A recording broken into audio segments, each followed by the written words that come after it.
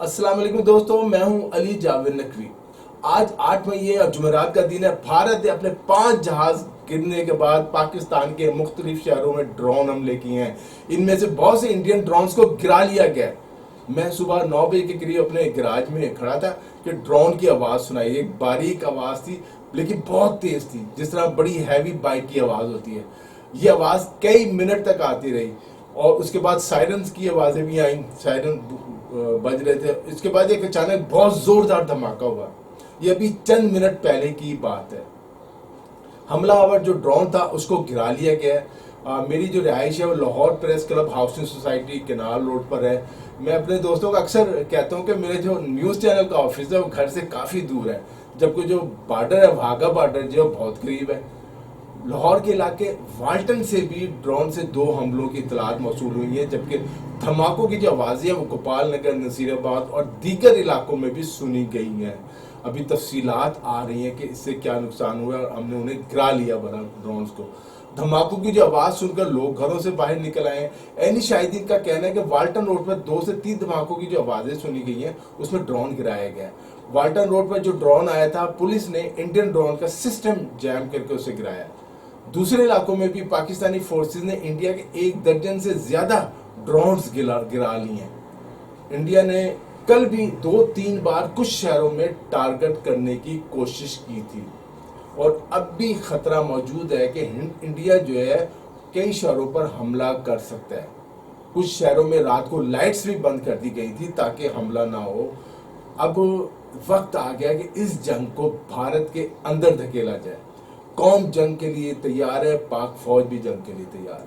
जंग फैली तो भारत को इसकी कीमत चुकानी होगी। वजीर खारजा इसहाक डार ने पाकिस्तान और भारत के जो नेशनल सिक्योरिटी एडवाइजर्स के दरमियान जो राब्तों की तस्दीक की है, पाकिस्तान और भारत के दरमियान जो जारी कशीदगी के दौरान दोनों मुल्कों के नेशनल सिक्योरिटी एडवाइजर्स वो उन्होंने बातचीत की है।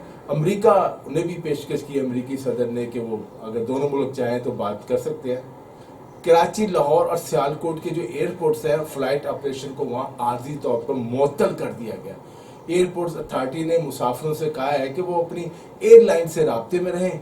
मैं रिकॉर्ड के लिए आपको याद दिला देता हूँ कि मंगल और बुध की दरमियानी शब यानी 6 और 7 मई के दरमियानी शब भारतीय फौज ने बुज़दिलाना हमला करते हुए आज़ाद कश्मीर के इलाकों कोटली, मुजफ्फराबाद और बाग के अलावा मुरीद के अहमदपुर शर्किया में शहरी आबादी को निशाना बनाया था, जिसमें 2 मसाजिद भी शहीद हुई।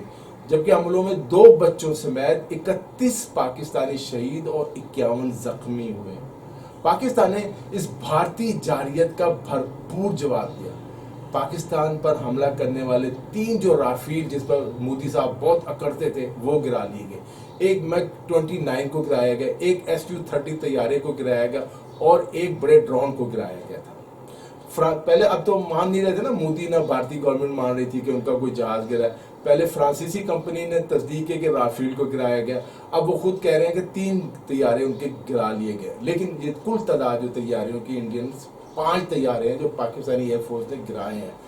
पाकिस्तान जंग के लिए तैयार है, हमारी पूरी तैयारी है। हमारी अफवाज के पास ज़्यादा मॉडर्न वेपन है। हमारी एयरफोर्स जो है वो इंडियन एयरफोर्स से ज़्यादा ताकतवर और ज़्यादा महारत रखती है।